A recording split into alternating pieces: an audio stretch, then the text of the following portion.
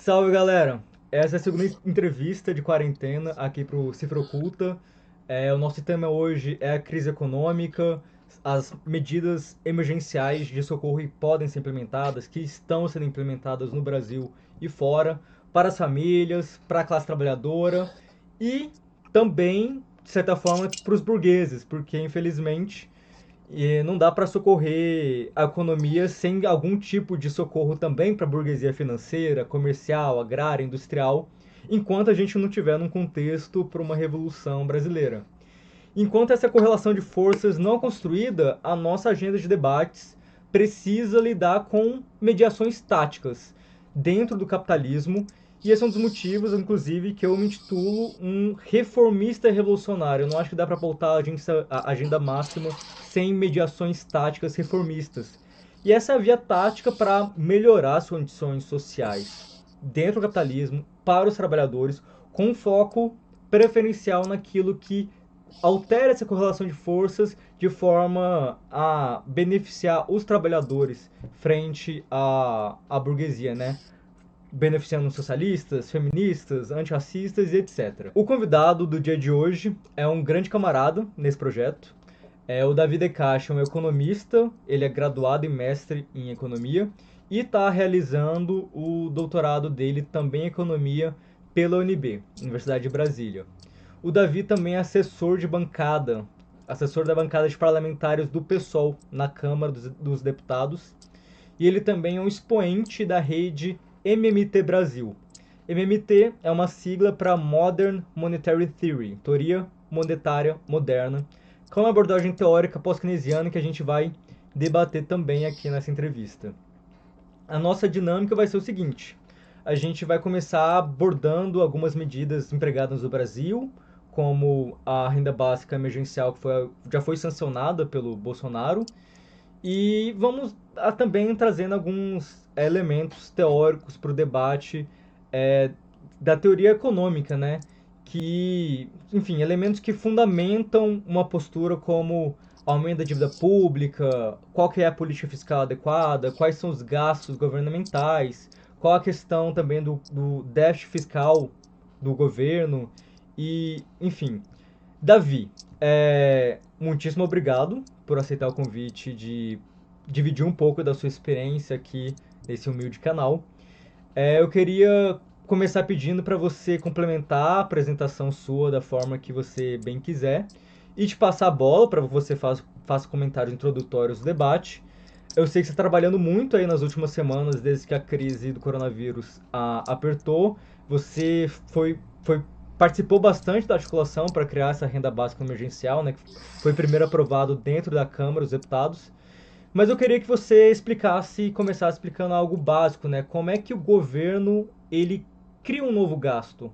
Como é que o governo gasta? Como é que funcionam os gastos do governo e por que que a gente precisa, num momento de crise, que o governo seja protagonista para lidar com essa crise?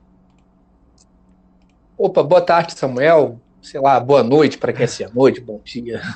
Não estou habituado ao YouTube. Então, pessoal, minha apresentação você já fez, está ótima. Sobre a MMT, a apresentação também está basicamente correta, com só abrir um parênteses e fechar rapidamente. Alguns pesquisadores próximos à MMT vieram de escolas econômicas distintas do pensamento pós-keynesiano, embora ele seja predominante. Um dos grandes economistas que trabalham e desenvolvem a MMT tem uma leitura marxista, é o Bill Mitchell. Ele trabalha muito com Hayek, enfim. Ele veio de uma escola um pouco diferente, ele é um australiano e ele trabalha muito com o Ray, que veio de uma escola totalmente keynesiana. O Ray ele foi orientado pelo Minsky, que é talvez um dos maiores pensadores keynesianos, depois Keynes, óbvio. Então, é uma escola que conjuga muita gente, e tem gente que é muito próxima à MMT, mas não se considera da MMT, é um pessoal que trabalha com finanças funcionais, e aí você inclui economistas harfianos da UFRJ, por exemplo, eles trabalham com algumas coisas da MMT, mas rejeitam outras, rejeitam as partes mais Mitskianas, enfim. Então, tem muita gente trabalhando com isso de diferentes perspectivas econômicas. A MMT ela tem um edifício teórico, né? Que vai desde uma abordagem mais histórica do dinheiro, a abordagem da teoria cartalista do dinheiro, de Knapp, o dinheiro como crédito de Keynes, aí Keynes aceita isso tudo, incorpora o princípio da demanda efetiva, e aí depois coloca Aba Lerner com as finanças funcionais, Mises com hipótese de fragilidade financeira, e aí na década de 90 e 2000, tem um pessoal que começa a prestar muita atenção no funcionamento concreto das finanças públicas e das relações entre política fiscal e política monetária. E esse talvez seja o principal elemento que a MMT pode contribuir no debate atual. Tá? A MMT, antes de tudo, o que ela não é? Ela não é uma teoria do tudo. Por exemplo, é óbvio que ela não tem uma teoria do Estado como os marxistas possuem. Ela não se propõe a ser uma teoria do tudo. Então, muita coisa pode ser construída em cima disso. Há algumas peculiaridades que podem ser debatidas, alguns limites, enfim. Vamos lá. A sua pergunta é, como é que o Estado ele realiza esses gastos que vão ser tão necessários diante de uma crise social, sanitária, econômica, de grandes proporções, talvez uma das maiores da história, quiçá a maior da história do sistema capitalista. Bom, como é que o Estado gasta? Um Estado monetariamente soberano.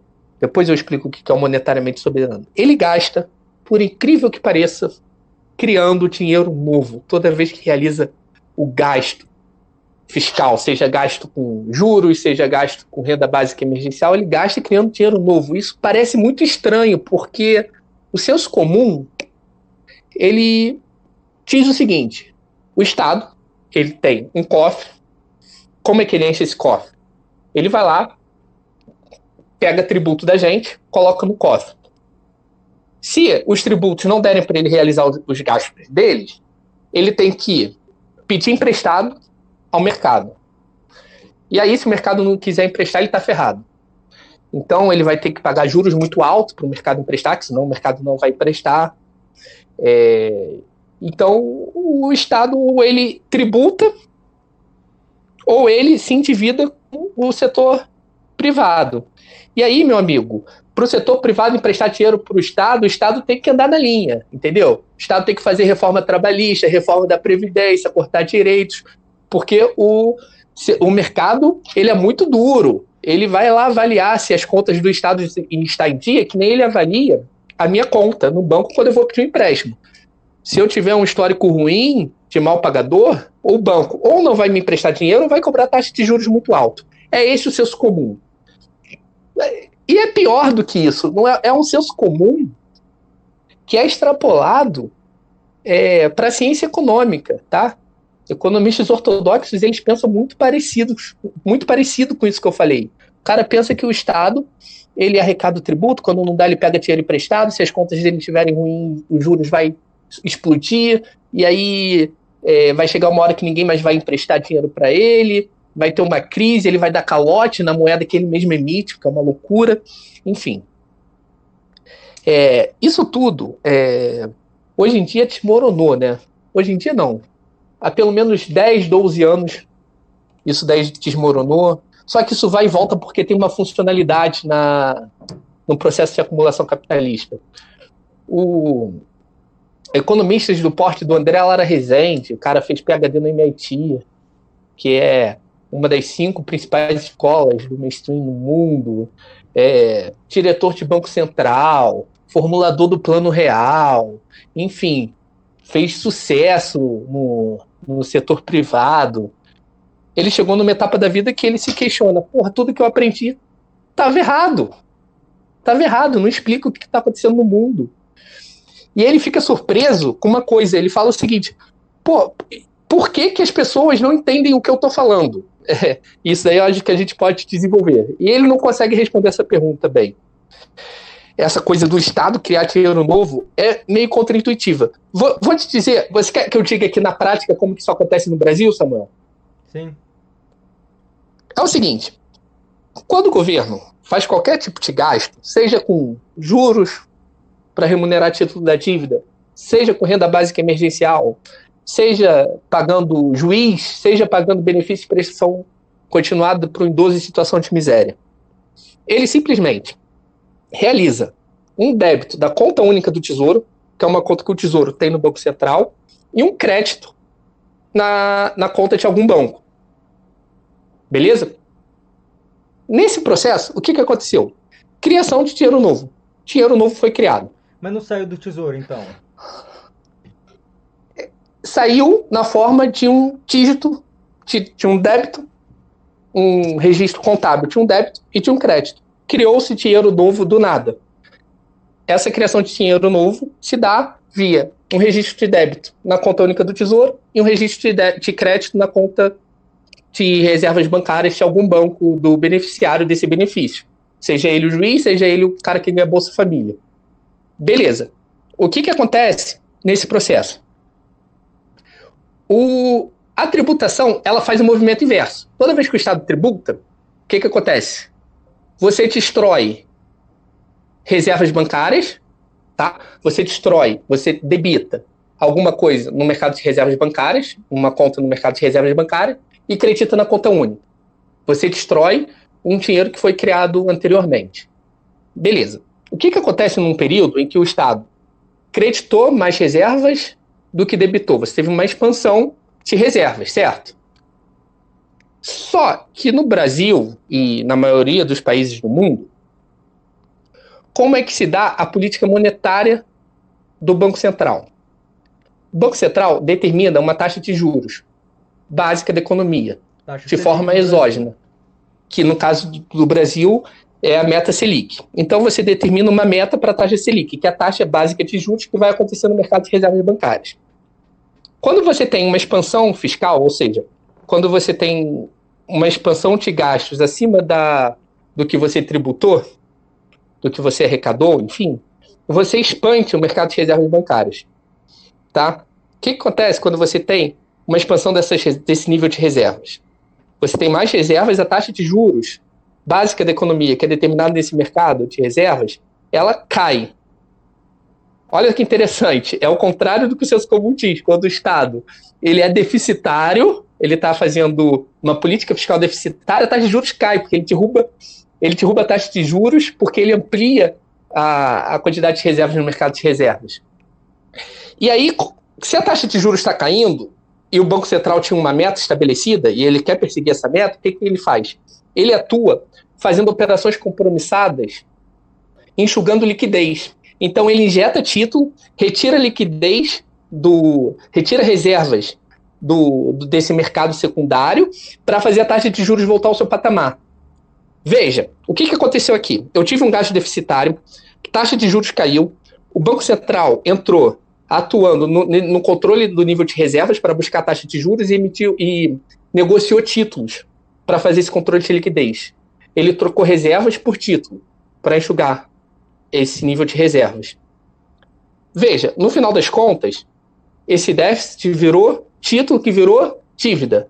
Mas a relação de causalidade é completamente inversa à do pensamento ortodoxo. Porque no pensamento essas coisas aconteceram, de fato, mas no pensamento ortodoxo, como é que é? Você tem que emitir o título para ter o dinheiro, não é isso? Parece uma questão boba. Os ortodoxos, inclusive, eles falam, tá, dane-se, é assim mesmo do jeito que vocês estão falando. Mas no final das contas não vai ter título para bancar o déficit? Então dá no mesmo, se vai antes ou depois. Claro que não dá no mesmo, claro que não. Porque se você inverte a relação de causa, você inverte também a relação de soberania, de quem manda em quem. Eu gastei primeiro e depois eu vou lá e determino a taxa de juros da economia. Depois de determinada taxa de juros, os bancos com excesso de liquidez, eles vão querer o meu título para serem remunerados a taxa de juros, porque a opção deles é ficar com moeda que não rende juros ou ficar com título que rende juros. Então a relação de causa é completamente inversa, ou seja, o Estado ele não depende do setor privado para se financiar. Tá? A MMT ela faz uma coisa que o marxismo fez para várias categorias, que é há um fetiche, quando você olha a nível de aparências, há um fetiche, porque você tem a dívida crescendo junto com o déficit. E aí você não sabe o que aconteceu primeiro. né? E é um fetiche. Por quê? Porque você olha os dois crescendo. Você automaticamente faz uma analogia com a sua vida, com o que acontece com você. O que acontece com você é que você tem que pegar um empréstimo, enfim, né? Uma analogia com as finanças domésticas. Então parece que o Estado está se comportando como uma mera empresa, como um mero agente privado, como uma pessoa comum. Não é. E essas relações elas ficam muito escondidas. Teoricamente, por uma teoria anacrônica, errada, equivocada, que se demonstrou derrotada ao longo da história do pensamento econômico, que sofreu várias derrotas, mas continua viva porque é funcional ao movimento do capital, seja também do ponto de vista prático, descritivo, é algo derrotado, enfim, mas isso continua muito vivo. Eu não sei se ficou clara a minha explicação, Eu queria, porque é um assunto Davi, complexo, eu posso recomendar artigos depois. Davi, que você explicasse um pouco da ortodoxia. Porque quando a gente fala em política econômica, geralmente a gente fala de política monetária e política fiscal. E você fala das coisas, inclusive, de formas separadas, né? Como se uma não afetasse diretamente a outra. Então, por exemplo, quando a gente está falando de paradigmas da economia, a gente fala que, por exemplo, da década de 30 até meados da década de 70, reinou o paradigma keynesiano, do intervencionismo governamental na economia para regular todo o mercado e evitar o ciclo de crises do capitalismo, que foi identificado por Marx, mas também foi identificado por Keynes, com certas diferenças. Mas o Estado deveria sempre atuar para amenizar a parte desse ciclo econômico, que é o ciclo de recessão, de depressão. Mas isso vai tendo transformações econômicas de governos, com Reagan nos Estados Unidos, a Thatcher no Reino Unido. Antes disso, já tinha o Pinochet implementando essas coisas no Chile, com apoio com mão de ferro, né? Mas, por exemplo, vem a escola Paulo Guedes monetarista. estava lá. Exato, a galera, os Chicago Boys, da Universidade de Chicago. Mas queria que você falasse um pouco sobre o monetarismo, que foi esse paradigma que reinou na política monetária, e a questão que a gente chama hoje de fiscalismo, que é essa obsessão de que o Estado, para não gerar uma grande crise econômica, ele tem que sempre balancear as suas contas. Então você fala muito sobre a necessidade, isso inclusive é diretriz econômica no Brasil desde os anos 90, que é a questão do superávit fiscal. Então se o governo não tiver um superávit fiscal primário, você vai estar em déficit, você vai precisar se financiar via dívida, e, portanto, a dívida vai crescer. O risco é que os credores privados vão ficar desconfiados em relação à capacidade do Estado de honrar as próprias dívidas e vão começar a cobrar taxas de juros cada vez maiores.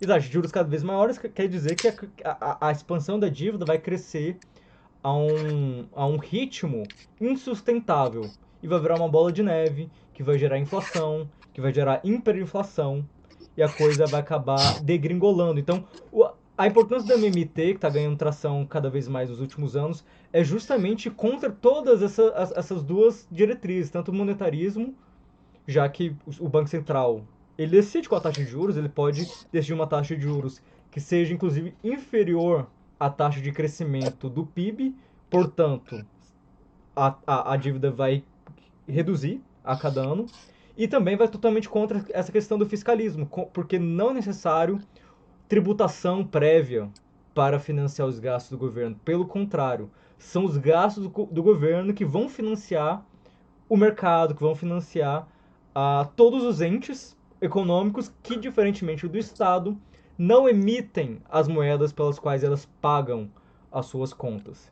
Então, eu queria que você comentasse um pouco sobre monetarismo e fiscalismo e fazer essa comparação com a MMT. Vou fazer duas observações ao que você falou antes de responder. Beleza. Sei lá, se a gente pegar os economistas ortodoxos, o que eles falavam em 2015, por exemplo, Mônica De Bolle, vai ter hiperinflação, o Brasil vai ter que pedir dinheiro ao FMI, porque quando o déficit fica descontrolado, a taxa de juros explode, aí tem calote, enfim. O que aconteceu de 2015 até agora? A gente tem o maior programa de ajuste fiscal da história do Brasil, tá? Com várias reformas que eles recomendavam como necessárias para controlar o déficit e a relação dívida-PIB. Além de não controlar o déficit, tivemos os maiores déficits da história, a maior explosão da relação dívida PIB da história, e já isso por um lado já deslegitima o argumento de que o ajuste fiscal era para controlar essas coisas, né? É meio estranho um ajuste fiscal que amplia o déficit, né? Beleza. E o segundo ponto é que isso também torna ridículo o argumento que se o Estado tiver um déficit muito grande, a taxa de juros explode. Nós nunca tivemos um déficit tão alto com uma taxa de juros tão baixa. Eu acho que talvez seja o período que o Brasil produziu os maiores déficits primários da história, com as menores taxas de juros da história em paralelo.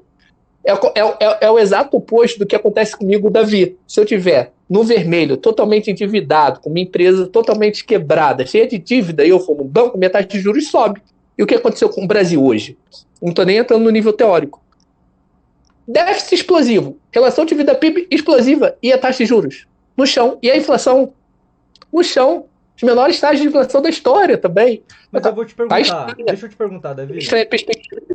Te perguntar uma coisa, porque o que você está falando realmente bate, né? A gente está com déficits maiores e a taxa de juros está caindo. Mas isso não tem a ver com um determinante da taxa de juros, que é a confiança da burguesia financeira, né? Do mercado, da bolsa de valores. Então, quando eles veem que na gestão está outros sujeitos neoliberais, como Paulo Guedes, outros sujeitos assim do Banco Central, isso dá confiança que o Estado não vai ampliar gastos para dar direitos para a população. Pelo contrário, ele está ali para implementar austeridade. Então isso deixa o mercado tranquilo que, ok, pode baixar a taxa de juros porque esse governo não seria, em tese, populista ou demagógico e querer fazer gastos inconsequentes. Não é uma questão muito de apoio do mercado financeiro, né, dos cientistas. A confiança desses sujeitos no Paulo Guedes não é o que explica que pode baixar os juros, o governo tem essa autonomia para baixar os juros e ninguém vai ter uma crise de confiança, né, que esse é outro termo muito usado nos últimos anos, né, desde a época do governo Dilma, que o mercado perdeu a confiança, então você tem que restabelecer a confiança dos investidores. Como que você faz isso? Você coloca sujeitos que são disciplinados pela ortodoxia neoliberal para o governo. A partir disso, você tranquiliza os investidores, a partir disso... Isso que o Paulo Guedes... Eu acho que o Paulo Guedes é o principal ideólogo dos últimos ministros da Fazenda e da Economia. No sentido que ele é um cara que ele é um fundamentalista, no sentido que é necessário que o crescimento econômico brasileiro seja liderado pelo mercado. Não pode ser pelo governo. O governo não... Inclusive, a gente está tendo cada vez mais, cada ano, menos investimentos públicos. Então, vai muito nesse sentido, que é para abrir espaço, o governo tem que sair. Até falaram da porra do coisa do PIB lá, o PIB privado. Então, o PIB cresceu pouco, mas porque é o PIB do governo que está diminuindo. O PIB privado está aumentando. Logo, isso é um bom sinal, porque quer dizer que a gente está restabelecendo essa confiança dos investidores e os investidores privados estão conduzindo agora a economia. Esse foi um discurso muito, muito presente, principalmente em janeiro, quando saiu o resultado de 2019 do PIB. Queria que você comentasse um pouco dessa questão. Não é isso que também está muito por trás dessa baixa da taxa de juros? Então, eu posso responder isso de duas formas. De um ponto de vista teórico, que era o que eu repeti antes, de como que a taxa de juros é determinada. No final da década de 80, durante a década de 80, tinha um debate muito grande entre os monetaristas e os pós-keynesianos, no qual os monetaristas sofreram uma derrota, assim, um 7-1, tipo Brasil e Alemanha, assim. Uma derrota que eles fingiram que nunca existiu, absorveram a derrota, incorporaram as críticas e bola que segue, isso some da história do pensamento econômico, que foi o seguinte. O debate era de qual variável de política monetária o governo controlava. Se era taxa de juros ou se eram os agregados monetários. O que eu estou querendo dizer com isso?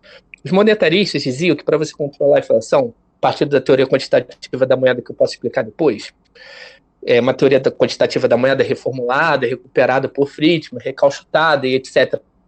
A quantitativa da moeda, que é do século, que é o seguinte: você controla os agregados monetários, tá? A quantidade de moeda é determinada pelo Banco Central, então ele faz esse controle, mas a taxa de juros ela é determinada pelo mercado, ela é determinada por fora, beleza? Então esse seu argumento faz sentido nessa perspectiva. Porém, contudo, entretanto, isso se demonstrou uma derrota prática, porque nenhum banco central do mundo conseguia controlar agregados monetários. Agregados monetários eles são altamente voláteis. Eles variam muito de acordo com demanda, de acordo com uma série de questões reais da economia. Então, eles não conseguiam controlar agregado monetário. E você controlar algum elemento de política monetária. E qual era a concepção teórica dos pós-keynesianos nesse momento? É que a moeda é endógena, ela vai variando. Os agregados monetários vão variando. Tá? E o que o Banco Central determina, exogenamente, é a taxa de juros. Beleza? Enfim, resumo do debate. Eles não conseguem controlar agregado monetário com a teoria deles, na prática, de Banco Central, no mundo todo. Dada a incapacidade de aplicação prática da teoria monetarista, ela é eliminada parcialmente e se adotam regras de controle, tá? Baseadas na determinação exógena da taxa de juros pelo Banco Central. É a regra de Taylor que os bancos centrais no mundo todo hoje usam. Isso daí é um dado. Como é que se faz isso? Da forma que eu te disse lá.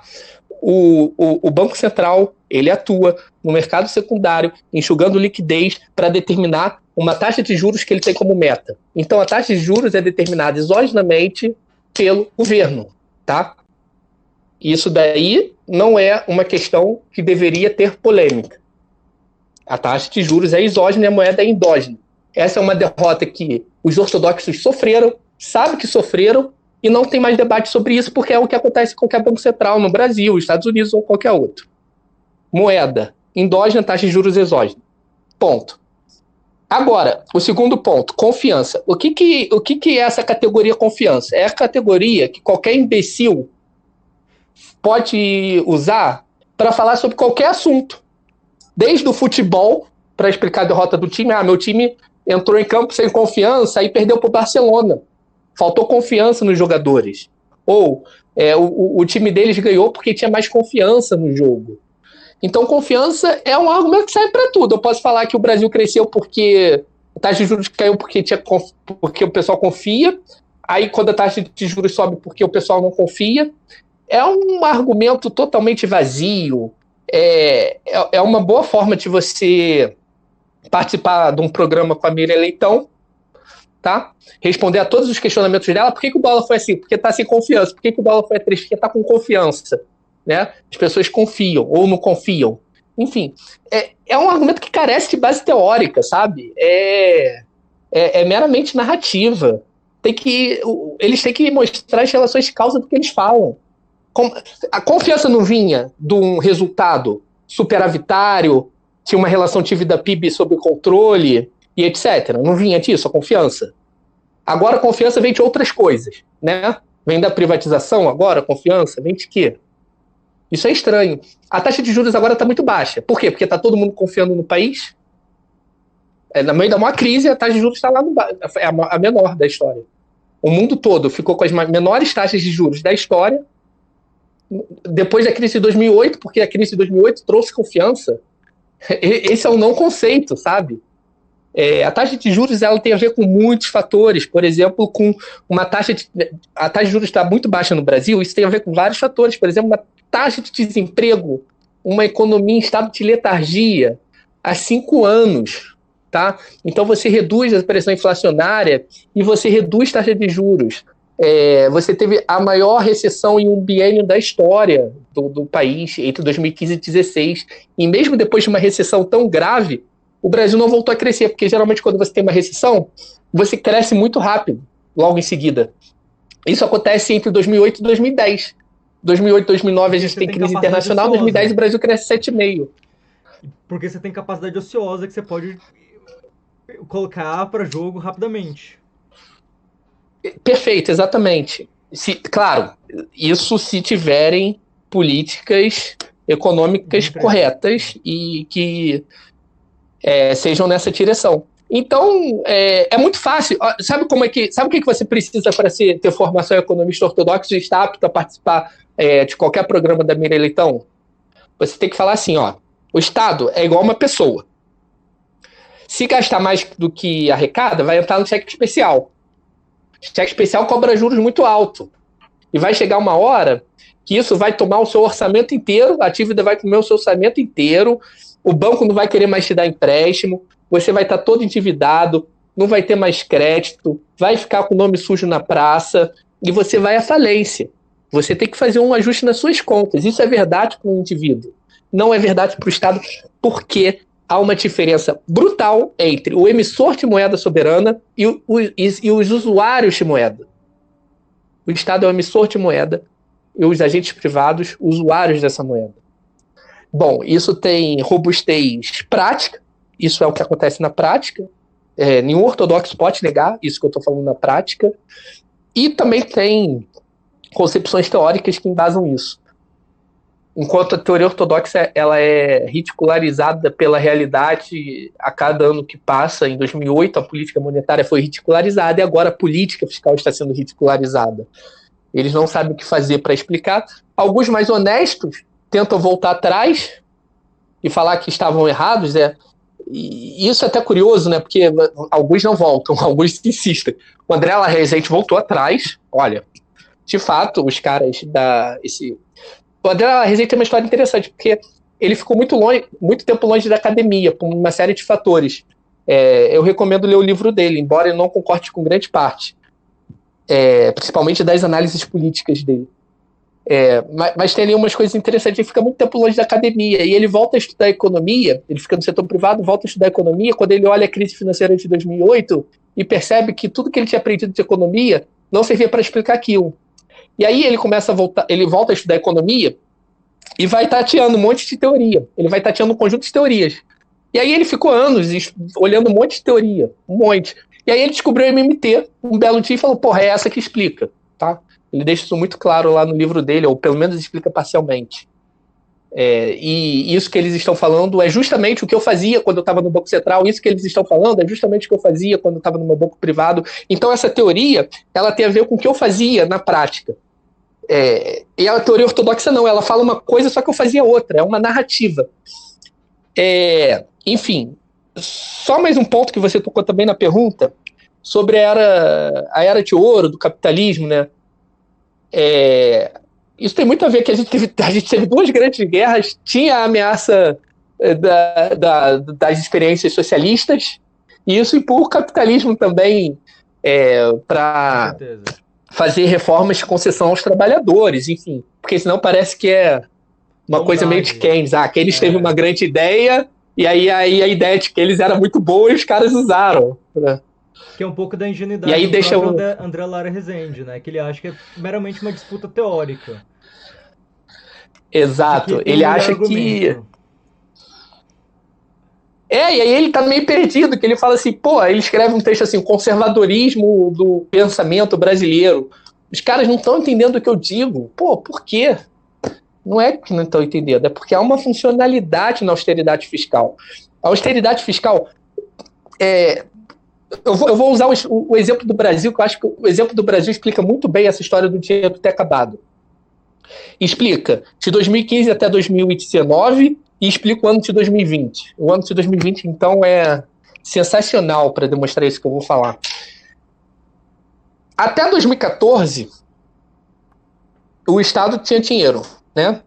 Aí, em 2014, a galera falou, acabou o dinheiro, meu irmão, tem que fazer ajuste fiscal violento aí. Bom, como é que você chega para Dona Maria e fala, olha, Dona Maria, a gente vai ter que aqui cortar a tua aposentadoria, cortar dinheiro da saúde, do posto de saúde que a senhora usa? Cortar a bolsa do seu filho na universidade pública? Cortar a bolsa do seu filho na universidade pública? Por que, Dona Maria? A gente precisa ajustar o mercado de trabalho, a gente tem que gerar desemprego, porque os salários estão muito altos. Aí, se a gente gerar um pouquinho de desemprego, Dona Maria, os salários vão começar a cair, a gente vai conseguir recompor a taxa de lucro dos empresários que está caindo, Dona Maria. Dona Maria vai falar, vai se fuder, porra. Vai cortar porra nenhuma, mas Se o Samuel Pessoa chega para Dona Maria e fala: Dona Maria, o dinheiro acabou, a gente gastou muito na era PT, gastança de corrupção, entendeu? Os caras roubaram muito, não tem dinheiro mais para nada, a gente vai ter que cortar na carne, Dona Maria. Não tem dinheiro para nada mais. A Dona Maria aceita. Apesar do que o Samuel Pessoa teve alguns surtos de sinceridade, não sei porquê, em algumas das suas colunas de 2015 até 2019. Uma delas eu vou recomendar, não sei se você pode botar aí nos links, que é uma coluna do primeiro semestre de 2015, quando o ajuste fiscal começou com o Joaquim Levy, ainda no governo PT, que estava tentando ali uma espécie de conciliação radical com o setor financeiro e com os economistas ortodoxos. Samuel Pessoa fala: o ajuste fiscal está dando certo. E por quê? Vamos lá. Será que ele disse que era porque o déficit estava caindo? Será que é porque a atividade pública estava sendo controlada? Não.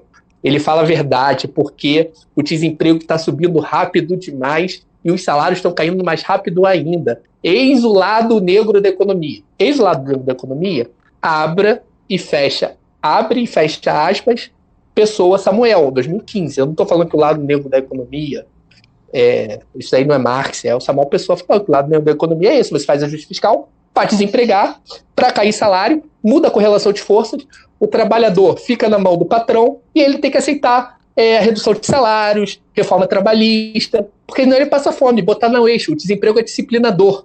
O desemprego no capitalismo tem um caráter disciplinador. Ele repete basicamente o que Marx mostrava. Essa é uma pessoa.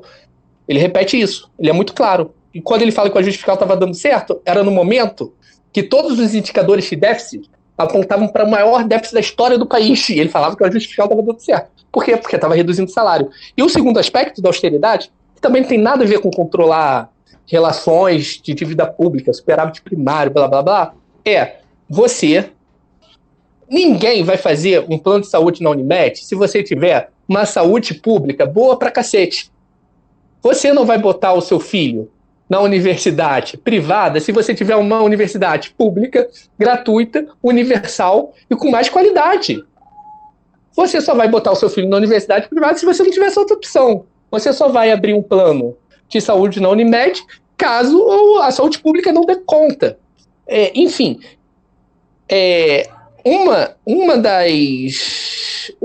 Um dos objetivos da austeridade fiscal é constranger a capacidade do Estado em atuar em determinadas áreas para que se criem esferas de acumulação para o setor privado lucrar.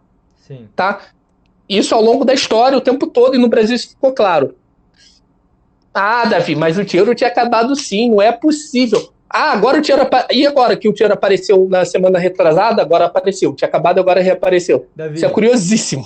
Antes da gente falar do dinheiro que surgiu, não só no Brasil, mas no mundo inteiro, agora os estados estão gastando bilhões, trilhões, etc.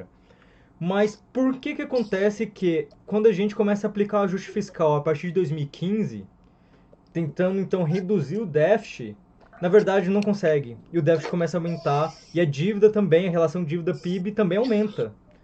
A ideia do ajuste fiscal era acabar com o déficit e fazer a relação dívida-PIB reduzir. Isso expandiu.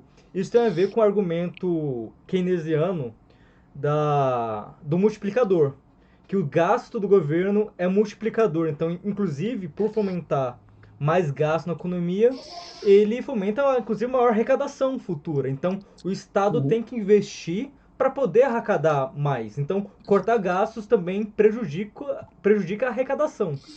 Pode explicar isso? São vários motivos, e você tocou talvez no principal. Primeiro, a dívida pública você mede em relação a alguma coisa, e você está medindo ela em relação aqui ao PIB. Se você tem uma fração e o denominador da fração está caindo, o que está acontecendo com a relação? Ela está subindo. Isso é aritmética básica. Né? Tem uma coisa interessante que o economista ortodoxo gosta de falar muito de matemática. Assim, a matemática que o economista usa é uma piada para qualquer físico, para qualquer químico. Assim, é matemática muito feijão com arroz, sabe? O economista sabe muito pouco matemática. Aí, geralmente, físico que não deu certo na física, porque não era competente o suficiente, vem para economia, tipo Samuel Pessoa, entendeu?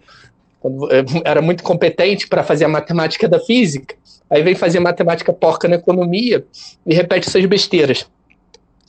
Que ele é graduado em física, para quem não sabe. Depois que ele veio para economia, enfim, talvez isso daí seja uma das explicações para ele ser assim.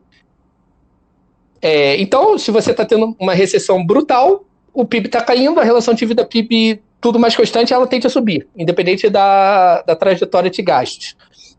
Tem algumas especificidades da economia brasileira. Boa parte dos gastos do Brasil são obrigatórios, tá? Então, eles são gastos automáticos, sei lá.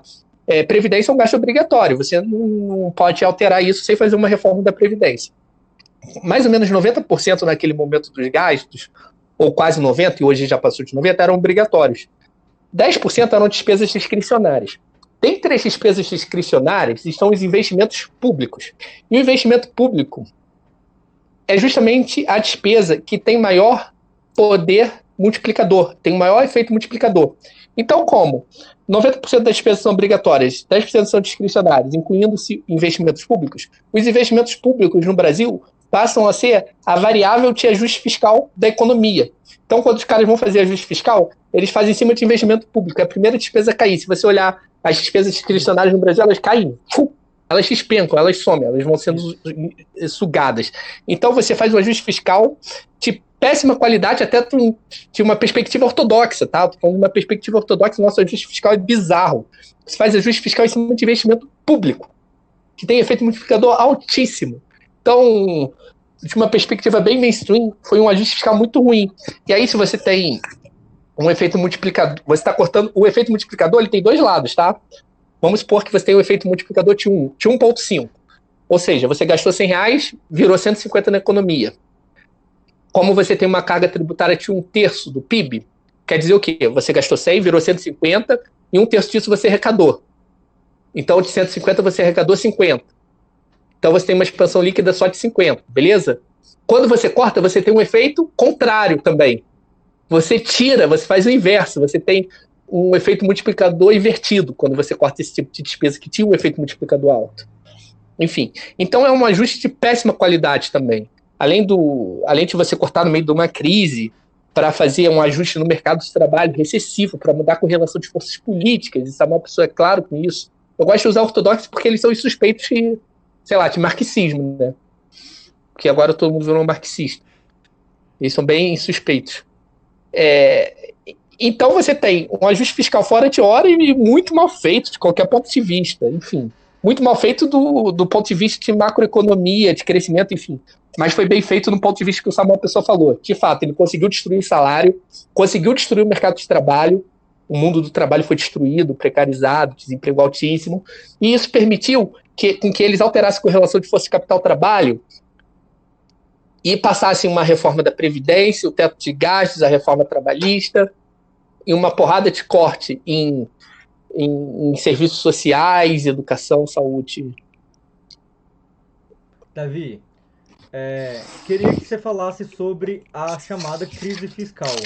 Porque essa agenda de reformas que a gente tem martelado dia sim, dia não, ou melhor dizendo, dia sim, dia sim, ela vem com força aí no final de 2014 e é implementada pela Dilma com ajuste fiscal, com Joaquim Levy, etc.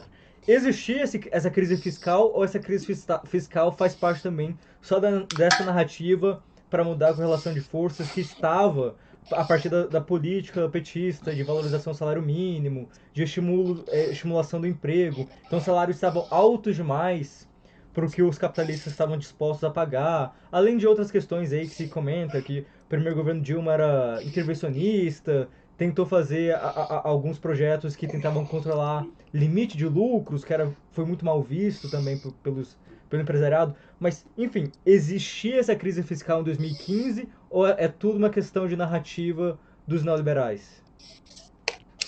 Bom, tem toda a discussão teórica por trás disso e tem a realidade agora.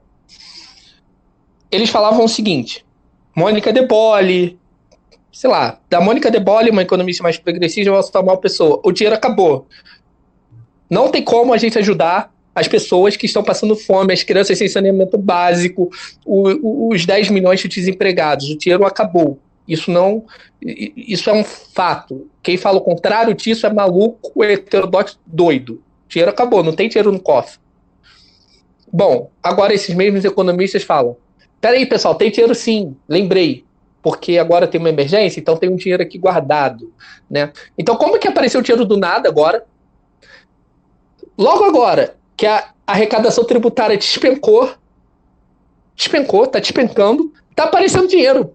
Como que esse dinheiro está aparecendo? Simplesmente, Samuel, de acordo com o mecanismo que eu já descrevi. Você está debitando da conta única, expande reservas bancárias, faz operações compromissadas no mercado aberto de julgamento de liquidez, controla taxas de juros. É assim que o Estado se financia. As outras restrições, elas são autoimpostas. Por que autoimpostas? Porque você fala, olha, como o Estado tem esse mecanismo que eu descrevi e ele pode gastar à vontade, a gente tem que botar algum limite, porque o Estado tem dinheiro infinito. Como o Estado tem dinheiro infinito, a gente tem que pôr algum limite. Qual é o limite?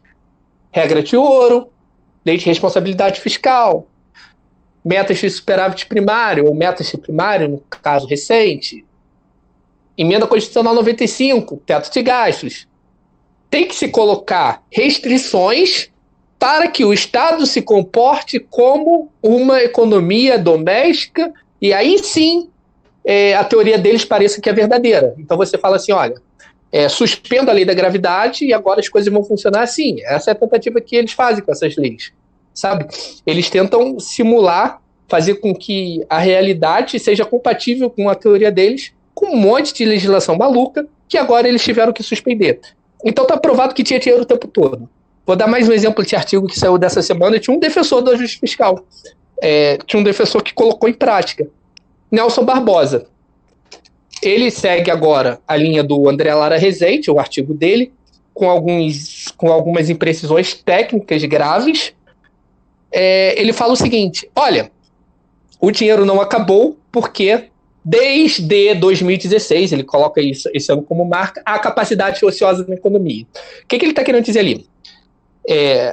Os limites dos gastos são relacionados à capacidade da economia de fornecer bens e serviços e tecnologia, enfim, para dar suporte a esses gastos.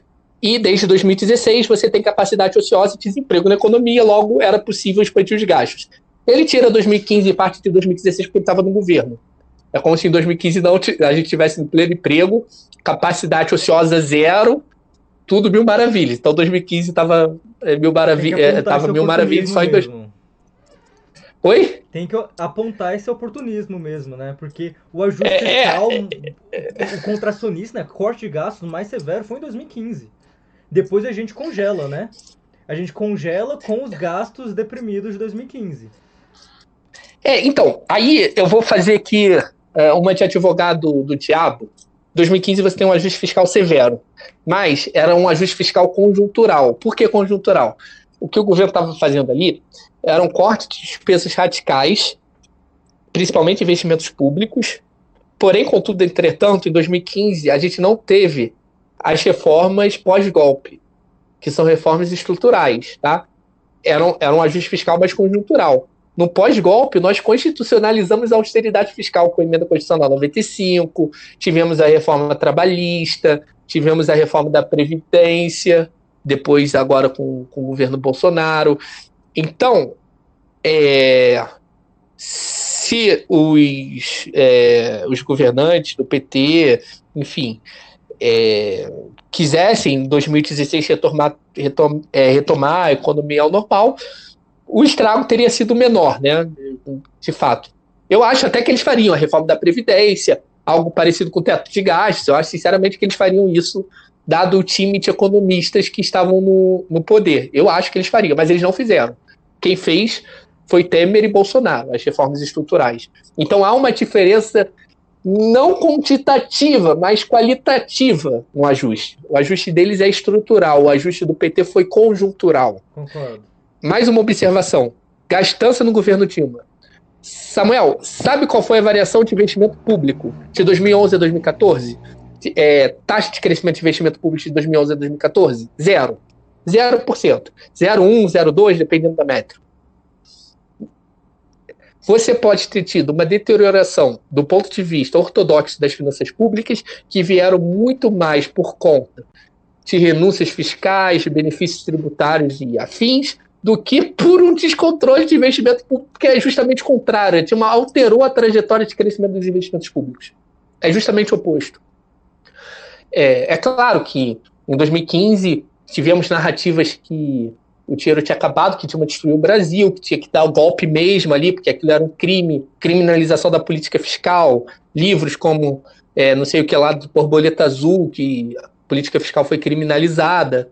A gente teve tudo isso, e sedimentando o caminho para o golpe. Tá? Criminalizando a política fiscal, de um lado, colocando... O que o Samuel Pessoa estava falando era assim, olha só como que eles são incoerentes. Ele estava falando assim, o problema do Brasil é que os salários estão muito altos. Ele fala isso em algumas colunas. Ele fala isso num vídeo com o Beluso.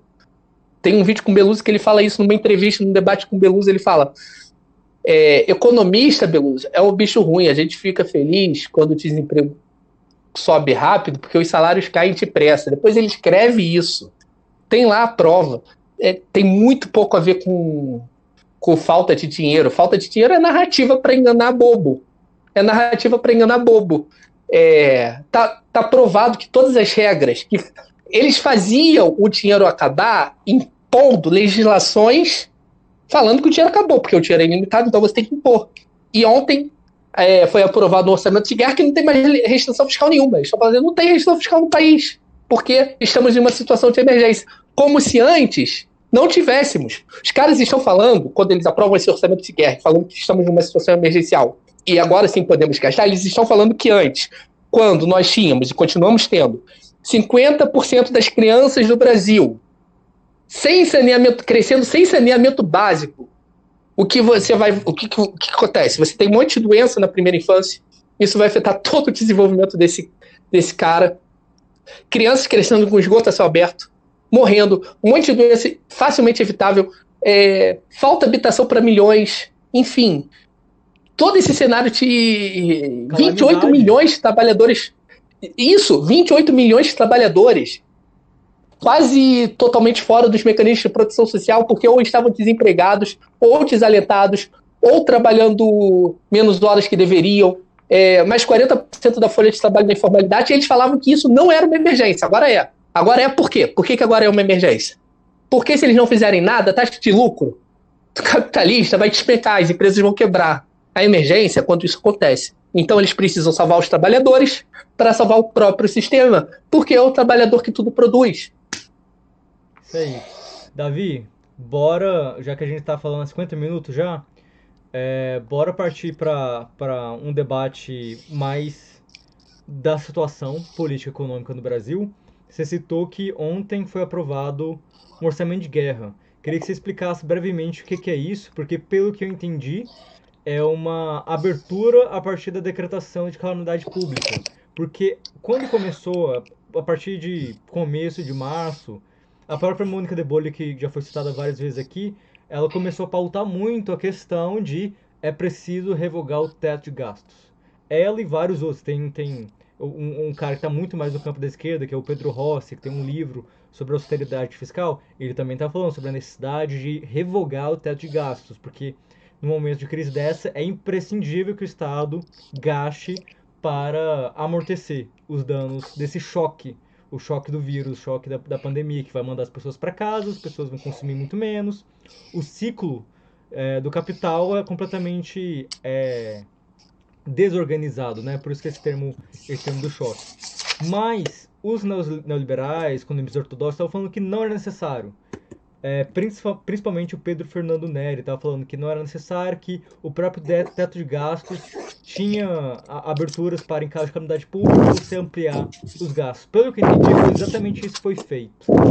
Você não mexeu em nada o teto de gastos, decretou a calamidade pública aí em meados de março, e a partir disso abriu essa margem para agora, a última notícia que eu vi, Paulo Guedes está implementando aí um pacote emergencial que chega a 200 bilhões, que é um gasto muito grande para alguém que no começo de março chegou a comentar que bastaria 5 bilhões para aniquilar o coronavírus. Vou deixar essa notícia aqui também na descrição. Mas, enfim, eu queria que você comentasse um pouco, porque você que trabalha aí na Câmara, você viu como que foi a articulação para aprovar na Câmara a renda básica emergencial, foi muito rápido.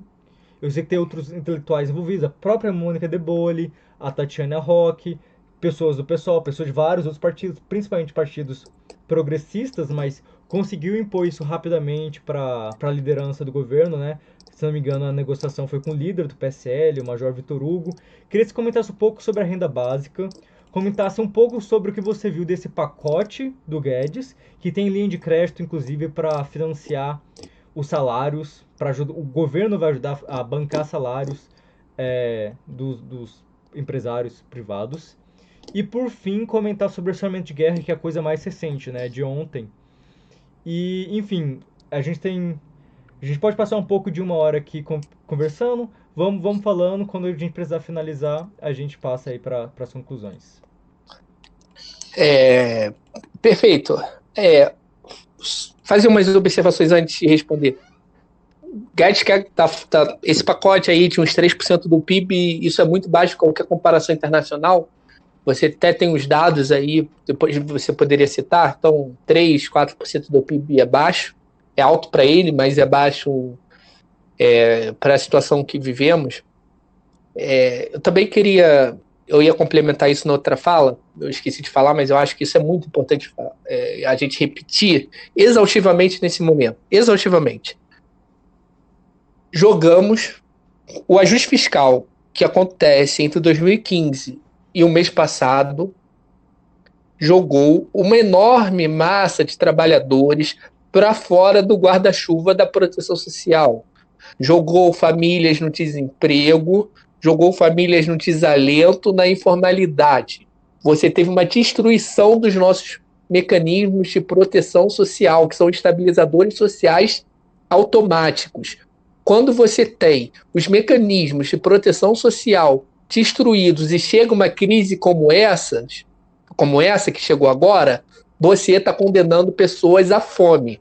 Então, os responsáveis pelo ajuste fiscal que começa em 2015, pelo teto de gastos, são responsáveis por boa parte da fome de muitos trabalhadores, porque se o trabalhador está no mercado formal, com carteira assinada, mesmo que ele seja demitido, ele ganha o seguro-desemprego por até 5 meses. Tá?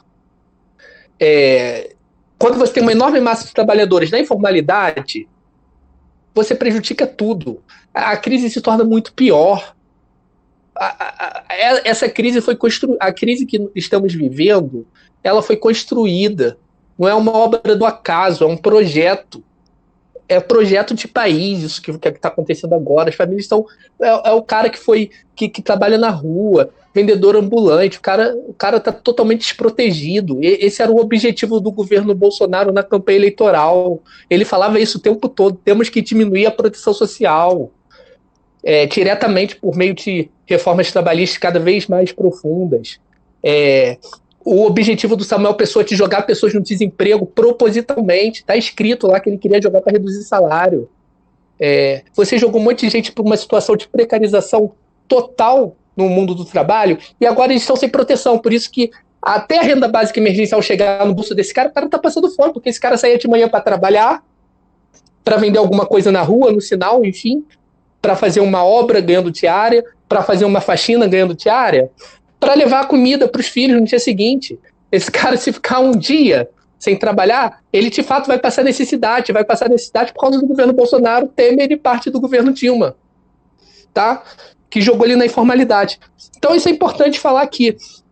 Agora, sobre a renda básica emergencial, eu acho curioso essas coisas emergenciais, porque só agora tem emergência. Esse outro cenário que eu falei não era emergencial, né? Agora antes não. Antes o Brasil era uma maravilha e não tinha emergência. Mas tudo bem. O pessoal apresentou o primeiro projeto desse sentido, com um formato que foi aprovado no dia 18 de março, tá? Então, isso parte... Creio eu que o primeiro projeto legislativo nesse sentido foi apresentado pela bancada de parlamentares do PSOL. Não que isso importe, mas... porque a direita ela tem mania de... Eles perderam o jogo, eles queriam aprovar um negócio de R$200, uma miséria, era isso que eles queriam aprovar. foi aprovado 1.200. Quando eles viram que não tinha jeito, que tinham que aprovar, porque senão eles não iam conseguir segurar o povo, aí eles falaram que era deles, enfim. Teve isso. Eles tentaram desvirtuar a iniciativa que veio da oposição. A iniciativa veio da oposição. Depois o Centrão vai comprar essa iniciativa porque sabe que não tem jeito, que precisa te garantir demanda para o próprio capital. Senão a quebradeira, ela é generalizada, quebra tudo.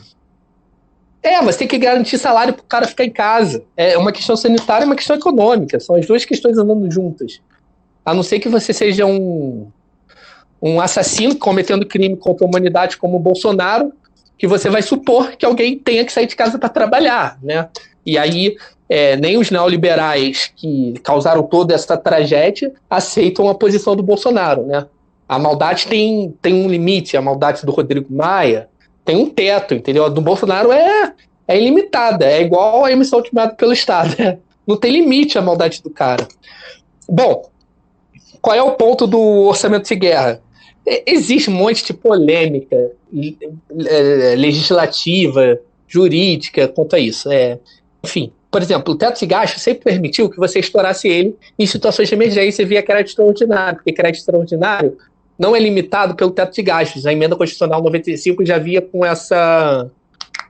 esse tipo de escape para uma situação como essa. Então, por exemplo, a gente pode fazer um monte de coisa, falar que é uma situação de emergência, usar crédito extraordinário para isso, o governo manda um pedido de crédito extraordinário para o Congresso, ele aprova, enfim, isso fica fora do teto. Isso bate na meta de primário, que não fica fora do teto, porque é outra coisa, mas também a meta de primário você pode resolver mandando um PLN com revisão da meta de primário. Isso vai passar pela Comissão Mista de Orçamento, depois vai para o plenário, é votado, revisa a meta e está ok. E a regra de ouro, que é uma regra constitucional, talvez isso sim precisasse de uma PEC. E isso foi aprovado ontem. Mas isso é um debate jurídico, se precisava ou não, tá? O que importa é que eles suspenderam as regras fiscais, ou seja, essas regras fiscais estão provadas que é autoimposta, que o dinheiro é ilimitado e que nós vamos gastar mais, mesmo com a arrecadação em queda, e nós vamos gastar mais com as menores taxas de juros da história, e aí eles vão ter que falar assim, não, porque o mercado está confiante na economia, por isso que a taxa de juros está baixa. Que é patético se alguém falar isso. Um ortodoxo que fala isso é patético. Ele vai falar assim, não, taxa de juros hoje no Brasil é a menor da história porque estamos vivendo um momento esplêndido da economia no mundo. Por isso que a taxa de juros... Cara, seria patético se falasse isso. Então, a gente eliminou as restrições fiscais. Essa PEC de ontem do orçamento, ela não tratava só disso, ela tratava de algumas questões relacionadas à operacionalidade da política monetária pelo Banco Central. Basicamente, a inovação que ela traz é a permissão para o Banco Central poder atuar no mercado secundário de títulos privados, injetando liquidez no sistema. É uma medida super polêmica, causa grande polêmica na esquerda, inclusive na direita também. Enfim, é uma medida muito polêmica. Eu acho que é necessário o Banco Central atuar também no mercado de títulos privados, injetando liquidez. Porém, contudo, entretanto, essa seria uma boa oportunidade de exigir contrapartidas do setor privado. Por exemplo? Tá? Por exemplo, irredutibilidade de salários, manutenção de emprego, criação de conselhos de trabalhadores na gestão de recursos que a gente está mandando para a empresa agora, a gente está dando linhas de crédito subsidiadas para a empresa, enfim. Tudo isso a gente deveria aproveitar para reformular radicalmente a nossa concepção de gestão das políticas. Tínhamos que começar a criar conselhos, colocar o trabalhador para gerir as coisas, sabe? Exigir contrapartidas, enfim. Questões relacionadas à paridade de gênero. Isso tudo a gente tinha uma oportunidade de avançar como contrapartida. A gente está salvando os caras para ter manutenção de emprego. São as contradições do capitalismo. Não dá para deixar todo mundo quebrar. Né? A gente vai só ter terra arrasada e isso daí não gera revolução. Eu vi alguns críticos da renda básica emergencial. Os caras estavam falando que a renda básica emergencial de R$600 não vai adiantar nada. Eu li isso. Tive vários camaradas, inclusive do nosso campo, que até parece estranho. O cara fala, a renda básica não adianta nada. Oi? É a turma do quanto pior, melhor. A turma do quanto pior, melhor. É um negócio meio estranho. É antimarxista, inclusive. Enfim. E aí, não, porque esses R$ 600 vai parar no final das contas no bolso do capitalismo. Sim, meu cara, é porque a gente vive no capitalismo, enfim. É, mas eu acho que o ponto importante aqui é que são necessárias reformas que atuem nesse sentido. O pessoal apresentou ontem uma emenda, a MP da morte do Bolsonaro, que tenta dar a manutenção do nível de empregos sem custo nenhum para o empresário, mas com custo para o trabalhador de redução salarial, que ele vai dar seguro-desemprego que é menor que o salário. Para o empregador, tá de boa, o cara vai ficar de boa, entendeu? Sem contrapartida praticamente nenhuma, o que é um absurdo. O que o pessoal propõe? Olha, a União assume a folha de salário das micro e pequenas empresas, que são as que mais empregam no Brasil hoje. Isso. Tá? Até 3 salários mínimos. Mas vocês vão ter que se comprometer a não demitir o trabalhador por 6 meses. Não pode reduzir salários. Tem que ter contrapartida. Além das contrapartidas, tem que manter redutibilidade de salário. Empresas maiores vão ganhar linha de crédito para pagar salário, mas também não vai poder demitir por 6 meses. Vai ter que manter o salário no mesmo patamar. Então tem que exigir contrapartidas. Além disso, o pessoal também tem 2 iniciativas muito interessantes, Samuel. Uma, eu recomendo a quem está assistindo esse vídeo, assistir o outro vídeo que você fez sobre o Estado como empregador de última instância com o deputado Glauber. Porque isso vai ser importante depois da crise, porque a gente tem 3 fases nessa crise. Uma é durante a crise sanitária, que temos que manter o trabalhador em casa ganhando salário integral. Para isso, a renda básica emergencial é o melhor mecanismo. O trabalhador tem que ficar em casa e ter manutenção da sua renda. Quem é informal deve ganhar renda básica emergencial e quem está no mercado formal tem que continuar ganhando salário e a União tem que entrar sustentando isso. Tem um outro tipo de trabalhador que foi demitido recentemente, estava no mercado formal e está no seguro-desemprego, mas ele vai voltar para o mercado no meio da crise, da quarentena. O seguro-desemprego dele está acabando. Isso é inadmissível. Temos que prolongar o seguro-desemprego. A gente prolonga o seguro-desemprego nessa situação de emergência por até 8 meses. Hoje é de 3 a 5, a gente prolonga de 6 a 8, tá? Então tem que prolongar o seguro-desemprego para você ter uma transição mais suave do trabalhador desempregado no mercado formal para o mercado de trabalho no pós-pandemia. E o terceiro eixo é que o Brasil, depois dessa pandemia, vai entrar em um momento de terra arrasada. É muito provável que depois que a emergência sanitária chegue ao fim, o ajuste fiscal volte. Todas essas medidas, Samuel, que eles estão adotando, elas são de caráter emergencial e não estrutural. Então elas vão cair. Você acha que vai cair não só no Brasil, mas também nos outros países? Porque eu tava comentando ontem no Twitter numa discussão que eu tava mostrando como a União Europeia tá. Ó, vou até aproveitar o momento para jogar os dados que eu pesquisei. A União Europeia está com um plano emergencial para toda a Europa Ocidental, para todos os membros da União Europeia, de 600 bilhões de euros. Você multiplica por 5, dá cerca de 3 trilhões e meio de reais. Os Estados Unidos, o pacote deles está em torno de 2 trilhões de dólares, o que dá cerca de 10 trilhões de reais. Lembrando que o Brasil está com um pacote de 200 bi. Os Estados Unidos está com um pacote de 10 tri. Então, uma desproporção gigantesca. Eu estava prevendo que o impacto desse choque do coronavírus, ele não vai passar logo após a crise sanitária arrefecer, né? Quando a curva de casos começar a diminuir. Porque mesmo esse socorro emergencial, no caso do Brasil, que a gente vai ter, assim, cada indivíduo com cerca de 600 reais, vão estar ganhando muito menos do que ganhariam normalmente. Portanto, vão estar consumindo muito menos do que consumiriam normalmente, o que vai ter um choque de demanda muito grande, que vai afetar o lado da oferta e vai estabilizar o governo e a economia, melhor dizendo, por não só os meses dessa crise, vai durar mais muitos outros meses. Então, eu estava pensando que, ok, esse é um momento que, parecido com a crise de 2008, gera-se um consenso keynesiano emergencial. De vamos lidar, o Estado vai salvar a economia, mas é só por esse momento. A gente viu em 2008 que teve o keynesianismo de emergência, seguido de ajuste fiscal. Na União Europeia também na América Latina, ficou isso muito evidente. Mas como agora me parece que a crise vai durar mais tempo, talvez esse consenso keynesiano também dure mais, pelo menos eu imagino, que na Europa ou nos Estados Unidos, porque realmente é um plano de socorro inédito. A União Europeia nunca fez um plano de socorro como fez agora, e a mesma coisa nos Estados Unidos. Também a gente teve o quantitative easing em 2008, mas nada perto desses 2 trilhões de dólares, né? Eles chegaram um pouco perto, né? Foi cerca de 1 trilhão e meio, né? Os dois quantitative easing em 2008, né? Mas ainda assim veio mais forte agora.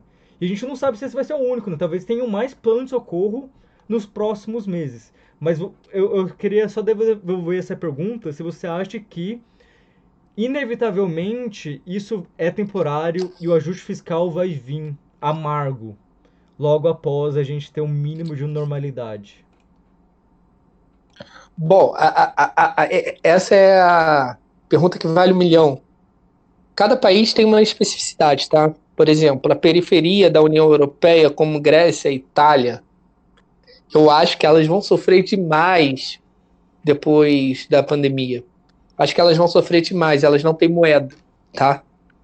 Elas abriram mão da soberania monetária, a política fiscal e monetária da Itália e da Grécia, por exemplo, principalmente da Itália, no caso, depende muito de como o Banco Central Europeu vai lidar com a situação no pós-crise.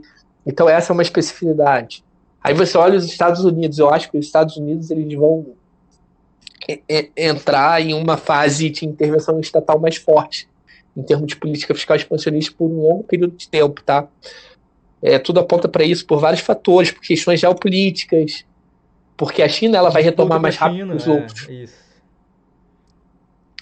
Então você tem que encarar essa ameaça. Você embaralhou o jogo. Pandemias do tipo, crises econômicas do tipo mudam muito o tabuleiro. Então acho que eles vão precisar recorrer a um keynesianismo pragmático nesse momento, tá? E você tem países como o Brasil, que aí eu aposto pelas falas dos parlamentares do Centrão, que essas são de fato medidas emergenciais. O teto de gastos não foi derrubado, ele foi suspenso. A dívida dos estados com a União, dos estados e dos municípios, elas vão ser suspensas, depois elas voltam ao normal, o pagamento de dívidas do bolso direito com o bolso esquerdo, porque dívida de ente subnacional com a União é dívida da gente com a gente mesmo, uma loucura. Mas enfim, elas foram suspensas. Vai voltar ajuste fiscal depois da crise para Estado e para município, que é onde você tem a prestação de serviço público na ponta. Vai ter pacotão de privatização. Se houvesse, nesse momento, a intenção de assumir que as políticas ortodoxas foram um grande fracasso, estão matando gente, estão jogando gente na fome no meio da pandemia, desmontando os nossos mecanismos de proteção social, os nossos estabilizadores econômicos e sociais, se houvesse esse diagnóstico, a gente estaria ontem votando a derrubada do teto de gases, a derrubada da regra de ouro, alterações radicais na lei de responsabilidade fiscal, mudanças nos parâmetros de determinação das metas primárias. Não há essa intenção. É de caráter, o Rodrigo Maia repete isso o tempo todo, para este momento de emergência que as pessoas precisam ficar em casa, porque o capitalismo não gera valor com todo mundo morto. Eles estão assumindo isso, é óbvio. Mas depois eu acho que eles estão encarando esse keynesianismo de Covid como um recuo tático. Sim. O plano estratégico continua o mesmo. No Brasil, hoje é isso que está dado. Pode mudar? Pode. Mas o que está dado em tudo que está sendo aprovado até agora, a gente aprovou uma renda básica universal de caráter permanente? Não, é teto de gasto, está lá, está tudo igual. Tá tudo igual. Então, tem um caráter aí que aponta para um recuo tático dos neoliberais e depois uma retomada no processo de desmonte. Ao mesmo tempo, Eu Davi, acho que isso pode mudar. ao mesmo tempo, é um precedente para nós fazermos muita disputa, né? Esse tipo de conteúdo que a gente está passando aqui sobre como é que funciona os gastos do governo, como é a questão do déficit, questão da dívida, a gente vai ter esse precedente muito claro, que a gente não precisa arrecadar previamente para gastar, que se a gente pode gastar 200 bi para essa emergência, porque a gente não pode gastar 200 bi para outras emergências, Então a gente pode debater esse caráter de por que algumas coisas são consideradas emergências e as outras não. É só porque o que afeta a taxa de lucro, né? Do empresariado. E também pode ser pedagógico para muitas grandes parcelas da população, né? Se é possível receber uma renda básica, por que não poderia ter um projeto de garantia de emprego que tem emprego, que tem trabalho concreto envolvido, né? Não é só para ficar em casa. Você pode ser pago para ficar em casa, porque você não pode ser pago para ter emprego e ter empregos em áreas estratégicas, na infraestrutura, cumprir essas lacunas estruturais do Brasil. Então, eu acho que se a oposição fizer o seu trabalho, a gente consegue utilizar essa pandemia para mudar a correlação de forças. Por isso que eu acho assim, concordo que Rodrigo Maia, Paulo Guedes, eles só querem fazer esse ajuste keynesiano momentâneo e depois voltar. Mas eles abrem um flanco para que a gente utilize desse caso para a gente tentar mudar a correlação de forças internas. Eu acho que em outros países é a mesma coisa. Vai depender muito de como a própria população vai reagir, porque é um outro cenário. Porque essas perguntas que a gente está fazendo agora, mas não tinha dinheiro, por que agora tem? É a pergunta que está sendo também debatida, né? Gerando debates em outros países. Então, podem surgir vários outros cenários, né? Crise é instabilidade, crise também é oportunidade. Então, talvez eu esteja com um lado um pouco otimista de poder utilizar essa crise para não fazer o que aconteceu com 2008 para frente, né? Que foi realmente também o keynesianismo, mas que acabou virando rapidamente para o ajuste fiscal. Eu concordo totalmente com a sua análise, Samuel. É exatamente isso. Uma coisa é o plano do Rodrigo Maia e do Paulo Guedes de, nesse momento, recuar taticamente e voltar a avançar talvez até com mais velocidade no pós-pandemia, no pós-quarentena. Uma coisa é isso, é o desejo deles. Outra coisa é a luta concreta que nós vamos ter que fazer. E a luta pode surgir efeitos. A gente pode acumular correlação de forças para mudar muita coisa nesse momento. Ainda não está claro. Né? As pesquisas de apoio ao Bolsonaro, ao Paulo Guedes, em relação ao combate à pandemia, demonstram que há um núcleo duro de 30%, mais ou menos. É muita coisa. Muita coisa ali que ele consegue mobilizar e levar para a rua. Ele é burro em muitos sentidos, mas ele é um animal político, tá? Ele não faria ele não fez ele dialoga com o povo dele, com esses 30%. Ele fala assim, cara, foda-se, é uma gripezinha. E esses 30% falam, foda-se, é uma gripezinha. Ele tá pouco se lixando para os outros 70%, para os outros 50%, para os outros 40%, que vão chamar ele de ridículo. Ele quer manter essa base mobilizada nas redes sociais, nas ruas, se for o caso, para defender o governo dele. E ele não vai recuar. Eu acho muito difícil o Bolsonaro recuar. Então, tem uma luta muito grande pela frente. Aí, o segundo ponto, sobre política econômica. Política econômica é um negócio muito complexo.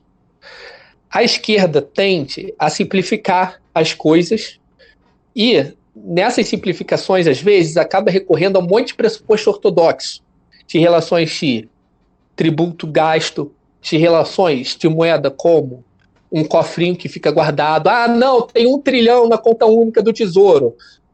Beleza, isso é uma ficção contábil. Poderia ter 0 que daria para gastar. Poderia ter 100 trilhões que daria para gastar.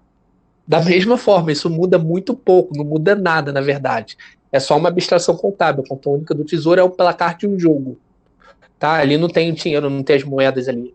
Isso daí é uma abstração contábil. A gente tem que tentar traduzir de forma clara, como você está fazendo no seu canal, como o Humberto Matos faz no Saia da Matrix. Tem vídeos também com pegada mais de economia política do Jones Manuel sobre isso. Tem que tentar esse esforço de encarar as finanças públicas de forma séria, fugindo dos mitos ortodoxos, tá? É um debate duro, mas a gente tem que fugir desses mitos. A austeridade fiscal não tem nada a ver com quanto tem de conta única do Tesouro, de quanto tem de reserva internacional que pode ou não gastar. Tá? A gente não gastava porque a conta única estava vazia ou cheia, a gente não gastava porque você tinha um monte de regra fiscal, sei lá, teto e gastos, aquelas todas que eu falei. Então a gente tem que evitar esses erros, essas imprecisões técnicas. Por exemplo, quando alguém perguntar, tem 300 bilhões de dólares em reservas internacionais. O que isso tem a ver com gastos em reais? Nada. É um não conceito utilizar. Isso aí é um erro de economista que eu fico assustado com isso, inclusive. É um não conceito você utilizar dólar para fazer pagamento em real. É um não conceito. Isso não existe, não é nem possível. Tá? Então você não. É um não conceito utilizar reservas internacionais para pagar a conta de dívida. Você vai fazer isso criando dinheiro novo da mesma forma que eu disse. Criando dinheiro novo para pagar juros ou para pagar BPC. Reservas internacionais, elas são muito importantes estrategicamente, inclusive nesse momento, para você sustentar o seu nível de importação, porque embora, isso é muito importante, porque embora o Estado possa comprar tudo à venda na moeda que ele emite, muitas coisas não estão à venda na moeda que ele emite, e essa é a situação, por exemplo, da Venezuela, que tem uma estrutura produtiva muito pobre. Daí, a capacidade do Estado de fazer política fiscal ela é reduzida, dada a estrutura produtiva. Por exemplo, nós precisamos, nesse momento, de respiradores. Precisamos utilizar. Como que a gente compra respirador na China? Com real? Não, é com dólar. Então, as reservas internacionais elas devem ser usadas de formas estratégicas, tanto para situações de emergência como essa, quanto também para adquirir bens de capital e tecnologias necessárias para uma sofisticação produtiva e, a partir dessa sofisticação produtiva, nós mudarmos a nossa correlação de forças na divisão internacional do trabalho. Então, quando você fala de reserva internacional para pagar renda básica emergencial, é uma tolice. É uma tolice. Enfim. É isso. Davi, Samuel, eu peço desculpa hoje pelo tom, pro pessoal que escutou. É porque eu estou num contexto, a gente está trabalhando sem parar, de 9 da manhã à meia-noite, quase todo dia. É um monte de mentira atropelando. E você vê, eu passo raiva, assim, o tempo todo com os economistas ortodoxos, assim, porque é uma hipocrisia muito grande. E os caras muitos deles já estão apontando, defendendo ajuste fiscal ali na frente, em cima de servidor. Assim, é um negócio assustador o nível de hipocrisia, sabe? O nível de oportunismo. Quando você fala que você só vai suspender o teto de gastos e depois você vai voltar com a economia destruída. A gente vai ter 35 milhões, 40 milhões de pessoas subutilizadas depois dessa crise. Porra, e você vai voltar com o teto de gastos? Isso é maldade, isso é um crime contra a humanidade, o teto não cair. É um crime contra a humanidade que está acontecendo e continua acontecendo, sabe? pois é, E isso Davi. revolta um pouco quem vive isso. Por isso que eu acho também que essa crise, ela não vai passar rápido.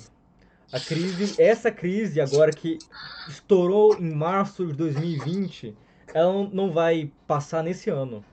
Eu acho que, ok, a gente vai ter a crise sanitária mais pesada nos próximos meses, mas o impacto econômico, o desemprego que vai ser gerado, enfim, toda a destruição de cadeias produtivas, etc.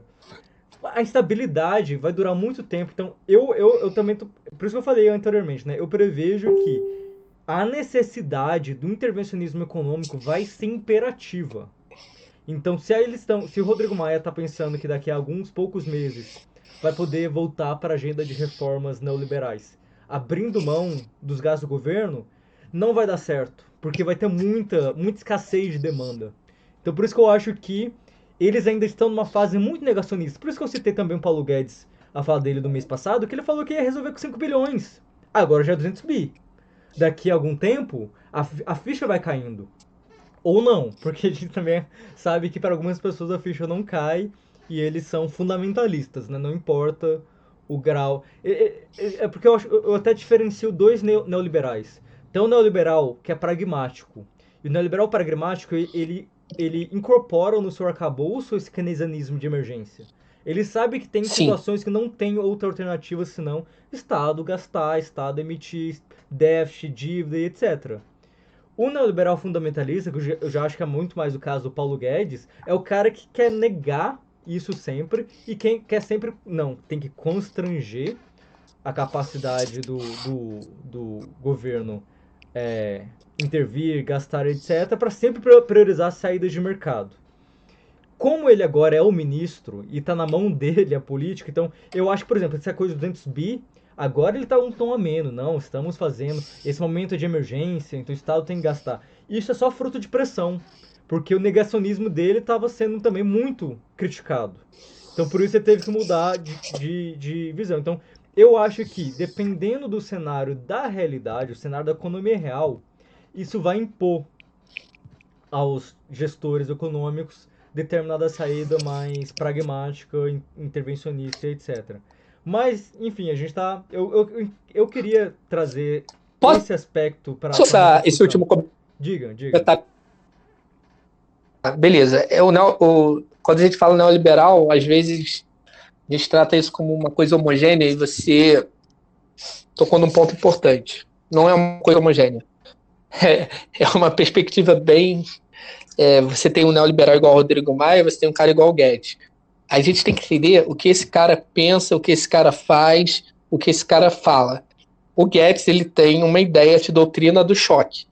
Ele quer aproveitar uma grande crise, terra arrasada, para fazer uma reestruturação radical no Estado. O que é uma reestruturação radical? É acabar com a saúde pública, acabar com a educação pública, acabar com a previdência social, fazer isso tudo utilizando-se da crise. E se as pessoas saírem na rua, você bota o exército e mete a porrada. E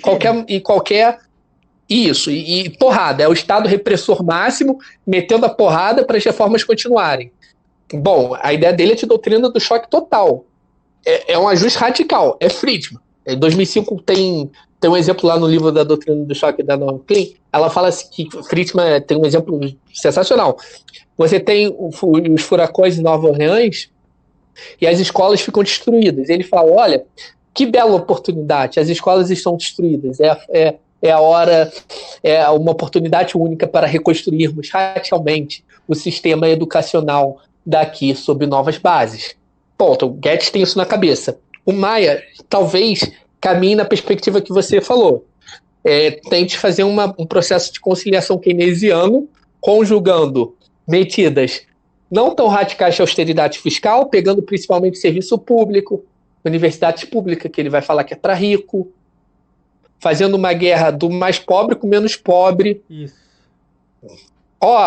Para eu dar renda básica, para eu dar renda universal de R$50, pessoal, eu vou ter que reduzir a aposentadoria de quem ganha 5 mil para 3 mil. Porque tem gente que não tem nada e tem gente que tem 5 mil. Então eu vou reduzir o cara de 5 mil para 3 mil para dar uma renda. Essa é a linha do Pedro Neri, Carlos Góes. O professor que ganha 10 mil vai ter que ganhar 4. Enfim, eles vão nessa linha.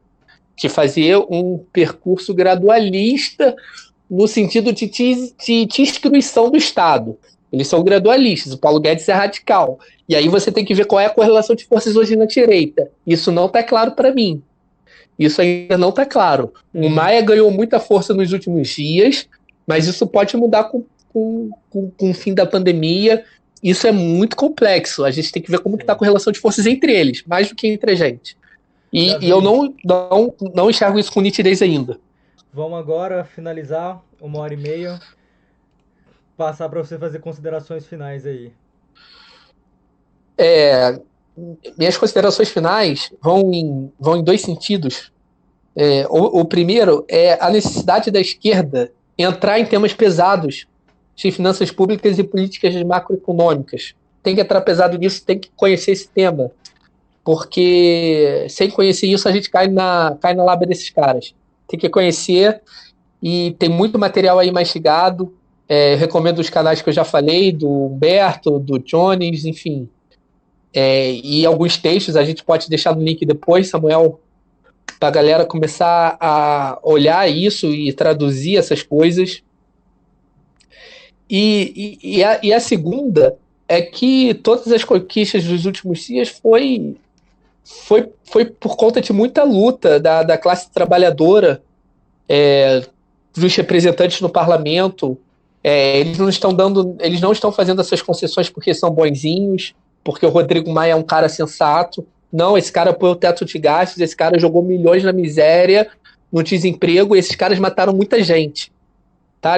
Eles contribuíram muito uma crise humanitária de grandes proporções que a gente estava vivendo muito antes do Covid, que agora tem um monte de economista neoliberal aí, que ele vai parecer bonzinho, vai ganhar espaço no nosso campo, que é um absurdo, e lá na frente eles vão ferrar a gente. A gente está dando palanque para gente que não é confiável. No máximo, eles são aliados táticos para esse momento, mas a gente tem que ter muito cuidado com essas pessoas. Eles vão voltar atrás muito rápido. Em 2021, 2022, o discurso deles vai ter mudado radicalmente.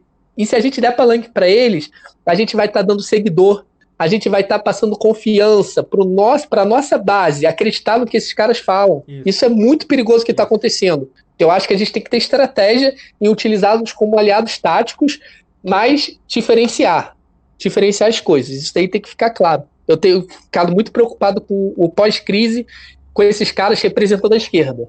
Pois é. Agora eles aceitam tudo que a gente fala. Esse é o risco de começar a delegar muita agência para essas figuras, seja o Maia, Dória, Witzel, porque eles agora são sensatos. Então é como se a gente estivesse delegando confiança, delegando esse caráter de representação. Não, o Mandetta está me representando, mas não, eles não estão te representando. Eles estão fazendo concessões e eles estão sendo menos escrotos que o Bolsonaro. Eles estão cedendo.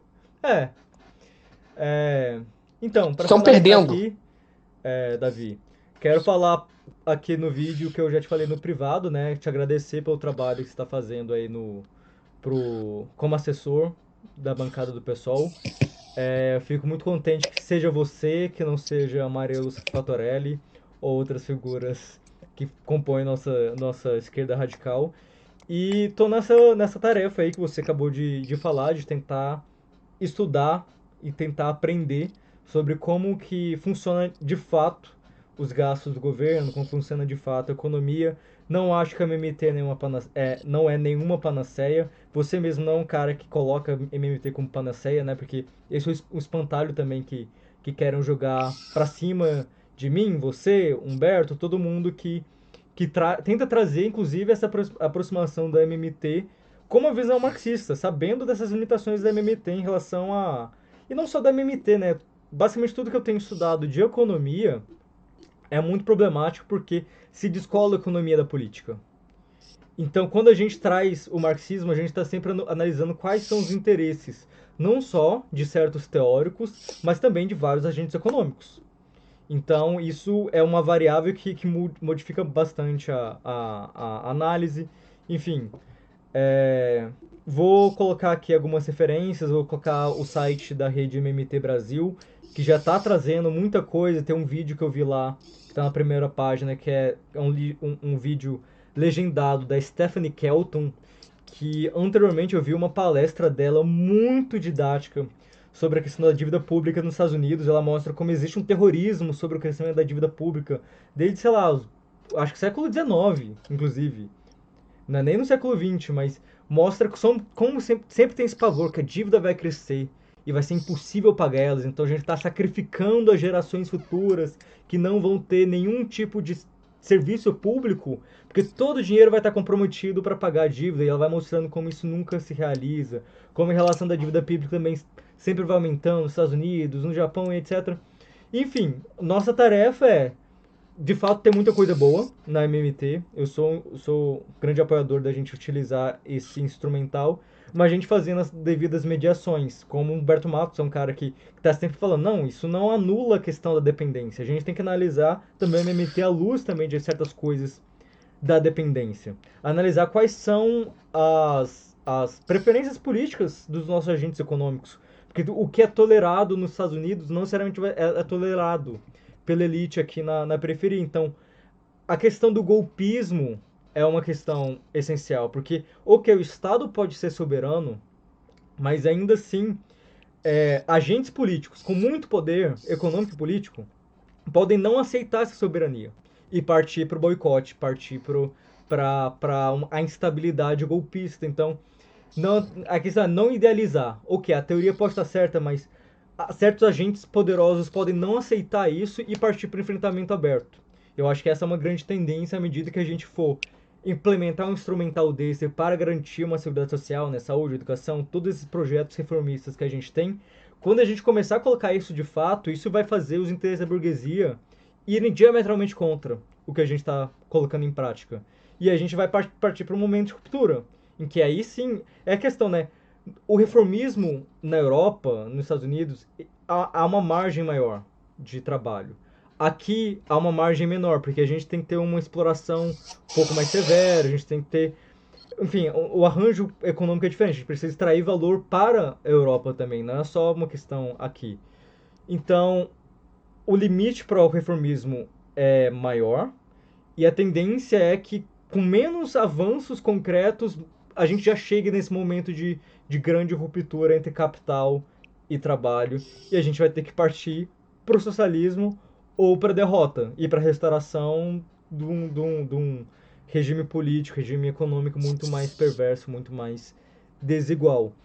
Enfim, Davi, pretendo te trazer para a gente debater mais. Vamos ver como vai ser a repercussão. Imagino que vai ter, inclusive, várias perguntas sobre, porque eu mesmo que estou estudando isso há um tempo, eu fico ainda com algumas dúvidas. Então, vou te convidar também que nos próximos dias você tente dar uma olhada no vídeo no canal, ver as perguntas, tente responder lá, por gentileza. E vamos também pensar vamos acompanhando aí o cenário econômico e a gente pode fazer uma nova discussão dessa daqui a um tempo. E é isso, muito obrigado. Valeu, obrigado aí, pessoal. Último comentário, dessa vez eu prometo. A compreensão das finanças públicas e a formulação de políticas econômicas que caminhem para um Estado que preserve o meio ambiente, que se preocupe com questões sociais, que tenha um maior nível de emprego, isso altera a correlação de forças. O macroeconomista, ele não é um revolucionário por definição. Por definição, um macroeconomista como eu, quando eu estou fazendo macroeconomia, eu não estou... o que eu posso fazer é propor políticas que alterem a correlação de forças. E é importante acumularmos forças para uma transição. Eu acho que esse é um aspecto muito necessário dessa compreensão para a gente começar a alterar essa correlação de forças. Então, eu peço que os meus amigos do nosso campo, que têm pretensões, como eu, mais radicais, olhem com carinho as questões de finanças públicas, de finanças funcionais e etc. Isso é importante também no debate. Muito obrigado aí, o seu canal está sendo sensacional e recomendo muito que a galera siga, claro, o canal da Sabrina, todo mundo já segue, mas também o do Humberto para pegar as questões de economia, o do Jones também, muita gente já conhece, que tem alguns vídeos sobre economia e muito ligados à questão do marxismo e questões, teoria do Estado, muito bem sedimentada por ele. Eu acho que ele consegue fazer esse link muito bem, muito melhor que eu, inclusive. Então é importante se ligar nesses aspectos aí, para a gente começar a alterar a correlação de forças. Valeu, meu camarada, um grande abraço. É isso, galera. Tamo Valeu, junto aí. fechando.